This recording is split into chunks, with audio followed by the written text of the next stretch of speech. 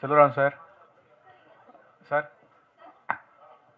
Sir தனுஷை வந்து உருவாக்குனதில் உங்களுக்கு பெரும் பங்கு உண்டு. முதல் 2 படங்கள் அவ்வளோ தூரம் நீங்கள் செதுக்கி அவரை கொண்டு வந்தீங்க. இன்றைக்கி தேசிய விருது அளவுக்கு வாங்கியிருக்காரு. தம்பி வந்து நீங்கள் சின்ன வயசுலேருந்தே தூக்கி வளர்த்த தம்பி.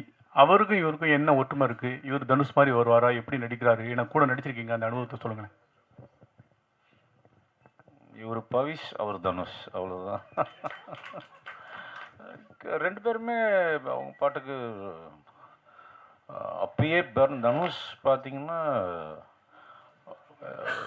சும்மா யாருமே அப்படி வந்துட முடியாது. ஒரு பயங்கர ஹார்ட் ஒர்க்கு. அங்கேருந்து உருளணும், அந்த 40 அடி மலையிலேருந்து உருண்டு வருவார், இது பண்ணுவார். ஸோ சேம் குவாலிட்டி இவர்கிட்டையும் பார்த்தேன். அதுக்காக மலையிலேருந்து உருள சொல்லலை நான். But is also very hard working. படிச்சுட்டு இது பண்ணி என்னடான்னு 5 பேஜ் டைலாக பேசுகிறாரு டக்குன்னு. ஸோ அதுதான் நான் பார்க்குறது. ஃபஸ்ட் நாளே வந்து அவரை நீங்கள் அடிச்சிட்டிங்களாமே சார்? ஆமாங்க, வேணுட்டு தான் அடித்தேன். I think that character I think demanded இருந்தது. நான் அது வலிக்காத மாதிரி தாங்க அடித்தேன். அதை பெருசாக அப்படி பண்ணிட்டாங்க.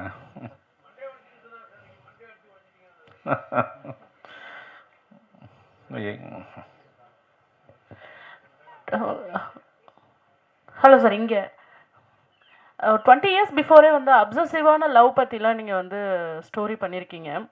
இப்போ இந்த ஜென்சியோட லவ் உங்களுக்கு புரியுதா? அதை பற்றி கதை ஏதாவது எழுதணும் அப்படின்னு எழுதியிருக்கீங்களா?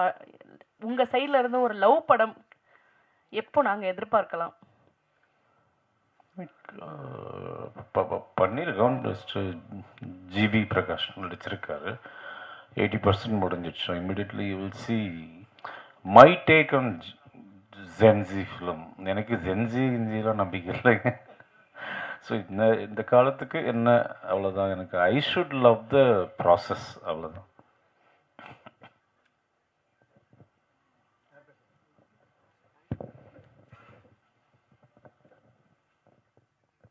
வனிதா மேடம். செல்வா சார் மட்டும் தான் Q&A இல்ல. செல்வா சார் கிளம்புறாரு, அதனால தான். அப்புறம் செல்வா சார் கேட்கலாம். செல்வா சார், சார் நீங்கள் வந்து தனுஷ் சாருக்கு வந்து மிகப்பெரிய ஒரு ரவுடிசம் படம் யாருமே அந்த மாதிரி கொடுத்ததே இல்லை. அந்த படம் ஏன் அப்படியே அடுத்த கட்டத்துக்கு நகராமல் இருக்குது? ஒருவேளை பவிஸுக்கு அது வருமா? அதே போல் காதலுக்காகவும் அவர் தான் பயங்கரமாக, நீங்கள் முக்கோண காதலும் நல்லா காமிச்சிருப்பீங்க. ஸோ பவிஸுக்கு பண்ணால் ரவுடிசமா இல்லை காதலில் இறங்குவீங்களா?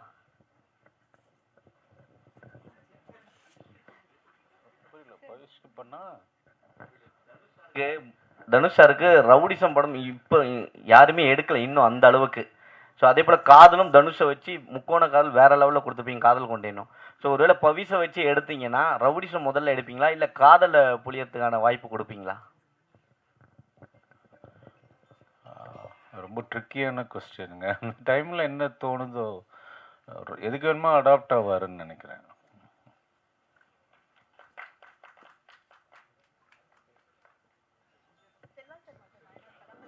செல்வா சார், வாழ்த்துக்கள் சார். அப்புறம் நீங்கள் எடுத்த படங்களில் வந்து உயிருக்கு உயிரான லவ் அப்படின்ற அளவுக்கு தான் அவங்க காதல்கள்லாம் இருந்தது. அப்போ எடுத்த காதல், நீங்கள் எடுத்த படங்கள்லாம். பட்டு இந்த படம் ஆகட்டும், இதுக்கு முன்னே 2-3 படங்கள் வந்திருக்கு. எல்லாமே காதல் வந்து பண்ணுறாங்க. ஆனால் அதுக்கப்புறம் வந்து ஒருத்தர் பழி வாங்குற மாதிரி தான் காதல் போகுது.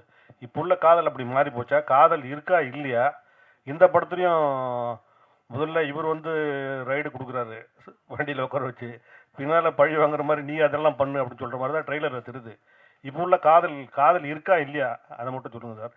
இனிமேல் உள்ள காதல் எப்படி இருக்கும்? அதுக்கு நான் ஃபஸ்ட்டு லவ் பண்ணணும்.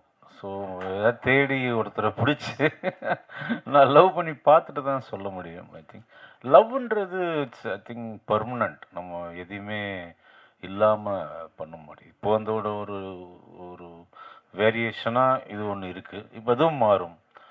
அடுத்த ஜென்ரேஷன் வேறு மாதிரி வரும். லவ்வோட பேர் தான் மாறிட்டே போருமே தவிர லவ் இஸ் எவர் லாஸ்டிங். சொல்ல சார், காதல் கொண்டேன் பார்ட் 2 வருது அப்படின்னாங்க. பார்ட் 3 வந்து பவிஷ் வச்சு ஏதாவது எடுக்க ஐடியா இருக்கா? அதுக்கு செட்டாக பார்ட் 2வே நான் சொல்லி வனிதா மேம் உங்களுக்கு தான் கேள்வி இல்லை. எங்கே போனாலுங்க தெலுங்கு போகிறோம், ஃபங்க்ஷன் போகிறோம், வனிதா மேம் கிட்ட கேள்வின்றாங்க. நாங்களாம் உட்காந்துருக்கோம், எங்களுக்கும் கேள்வி கேளுங்கப்பா. என்னை பற்றி கேட்டால் பரவாயில்ல சார், அவங்க சிஎம்ஐ பற்றி கேட்குறாங்க, கவர்மெண்ட்டை பற்றி கேட்குறாங்க சார். நான் ஏதோ ஆஃபீஸ் ஹோல்டர் மாதிரி கேளுங்க. கமான். நீயா இல்லை மேடையில் பேசும்போது ஒன்று சொன்னீங்க. என்ன சொன்னேன்? நீங்கள் படம் பார்க்குற ரிப்போர்ட்டர்ஸ் எல்லாம் படம் பார்க்குறவங்களாம் ஒரு மனநிலை, சரியான மனநிலையில், எங்கெல்லாம் மனநிலை இல்லாதவன்னு சொல்ல வரீங்க. நான் வந்து பவுன்சர்ஸ் போட்டு வெளியில் லாக் பண்ண போகிறேன் கதவை. இந்த ஃபோனை நோண்டிட்டு வெளில போகிறது இதெல்லாம் நான் கவனிச்சிட்டு இருக்கிறேன் சில ப்ரெஸ் ஷோவில். Not allowed. ஃபோனை வந்து நீங்கள், அது நம்ம வேலை இல்லை, தொழில் தானே, அதுக்கு தானே வந்து படம் பார்க்குறோம். நான் ரிக்வெஸ்ட்டாக கேட்குறேன். இப்போ நானுமே நம்ம ஒரு படம் பார்க்க கதை கேட்குறோன்னு வைங்களேன், இடையில வந்து அந்த கதைக்கு நடுவில் நமக்கு டிஸ்டர்பன்ஸ் வரும். அது நம்ம தவிர்க்க முடியாதது. ஏன்னா நம்மளோட தொழில், நம்மளோட பர்சனல், அது வந்து நம்ம அவாய்ட் பண்ண முடியாது. பட் கொஞ்சம் நம்ம அதுக்கு ப்ரையாரிட்டி கொடுப்போம்ல. ஸோ நான் அதை வந்து ரொம்ப தாழ்மையாக உரிமையோட கேட்டுக்கிறேன். கேட்பியா மாட்டியா? கண்டிப்பா. அவ்வளோதான். ஹீரோ பேசும்போது கூட ஒண்ணு சொன்னாரு, நீங்க வந்ததுக்கு அப்புறம் தான் யூத் அவர் ஃபீல் பண்ணாரு. ஆமா. அப்படின்னா உங்களுக்கு ரொம்ப வயசாயிடுச்சா? வயசானாலும் அந்த டைலாக் உங்களுக்கே தெரியும். இதேதான் சொல்ல கஸ்தூராஜ் சார்கிட்ட ஒரு கேள்வி சார். சமீபத்தில் ஒரு பேட்டியில் நீங்கள் பேசும்போது சொன்னீங்க, அரசியலுக்கு யார் வேணாலும் வரலாம், ஏன் என்னோட பையனும் வரலாம், என்னோட பேரன் கூட வரலாம் அப்படின்னு சொன்னீங்க. நீங்கள் சொல்லி 1 வாரம் 2 வாரம் தான் ஆச்சு, அதுக்குள்ளே தனுஷ் வந்து கொடி அறிமுகப்படுத்திட்டாரு. அப்போது அதுக்கு அர்த்தம் என்ன? அவர் கன்ஃபார்மாக வராரா என்னன்னு சொல்லுங்கள் சார். அது அவரை தான் கேட்கணும் சார். கொஞ்சம் மைக் பக்கத்தில். அது அவரைத்தான் கேட்கணும். தெரியாதுங்க எனக்கு. இது நம்ம வந்து லவ் அதை பற்றி கேளுங்க, என் லவ் பற்றி கேளுங்க சொல்கிறேன். என் பொண்டாட்டிக்கு எனக்கு இருக்கிற லவ் பற்றி கேளுங்க சொல்கிறேன். தெரியுமா? உங்களுக்கு தெரியாமல் இருக்குமா? என்னதான் இருக்கும். டேரக்டா இல்லை, லவ் படம்னாவே இப்போ இதே மாதிரியான ரோமியோ ஜூலியட் ஜெயம் ரவியும் அன்ஷிகா மேடம் பண்ணாங்க. அதே கான்செப்ட் மாதிரி தான் வருது. ஃபர்ஸ்ட் ஹாஃப் வந்து அவங்க பழிவாங்க, செகண்ட் ஹாஃப் இவங்க பழிவாங்க. நீங்க என்ன புதுசா காட்ட போறீங்க இதுல பழி வாங்குறத? இல்ல, இது ரோமியோ ஜூலியட் பேட்டர்ன் படம் கிடையாது. ரோமியோ ஜூலியட் படம், லவ் டுடே படம், யூத் படம் பார்த்து ஆடியன்ஸ்க்கான படம் தான். ஸோ இதில் நாங்கள் பேச வந்தது டோட்டலாகவே வேறு. ரோமியோ ஜூலியட் கதைக்கும் இதுக்கும் சம்மந்தமே இல்லை. நீங்கள் படம் பாருங்க, படம் பார்த்துட்டு சொல்லுங்கள். ரொம்ப பேட்டர்னே வேறு. அவருடைய அசோசியேட் தான் அவர், அதனால் அந்த கதையை எடுக்க மாட்டார். நம்பிக்கையோட இருக்கலாம். ஆக்சுவலாக இது வந்து எக்கனாமிக்கல் எமோஷனை தான் நம்ம அதில் பேசியிருக்கோம். இன்னைக்கு எக்கனாமிக்ஸ் எவ்வளோ முக்கியங்கிறதான் பேசியிருக்கோம். ஸோ நீங்கள் இன்றைக்கி உங்கள் ஃபோனில் இங்கே இருக்கிற எத்தனை பேர் வந்து பேங்க்கில் போய் நீங்கள் அப்ளை பண்ணி கிரெடிட் கார்டு வாங்கினீங்கன்னு தெரியாது. எல்லாமே உங்கள் காதுக்கு வந்திருக்கும். உங்கள் ஃபோன் பண்ணி கார்டு வாங்கிக்கிங்கன்னு வந்திருக்கும்.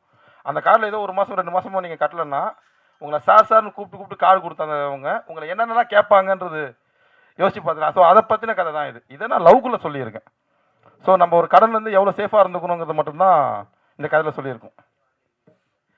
வேறு வழி இல்லை பண்ணுறது.